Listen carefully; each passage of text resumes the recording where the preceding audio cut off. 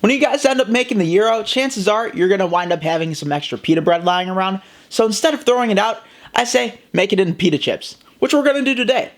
Let's get started. In this little bowl, I have a mixture of butter and olive oil, which I'm just going to dip in my pastry brush. And I'm just going to spread this on both sides of the pita.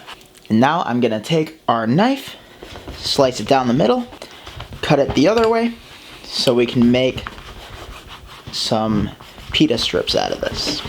And what's cool about the pita is that it's actually a pocket, so if you tear this apart like so, you can make 2 chips out of it. I suggest just dipping this in again and just brushing the other side. I just got done placing these on a baking tray, and now I'm just going to hit it with a little bit of salt on top. Place them in a 350-degree oven, and we'll check on them after 5 minutes. It's been about 5 minutes, so I'm just going to flip these over with a pair of tongs, and back in the oven they go. This side took a little longer, about 7 or 8 minutes, but they're ready, and that's all that matters. I like to serve it with the tzatziki sauce that we made last week. Thanks for watching, and until next time, I'm Jared Lendy with Small Bites. See ya!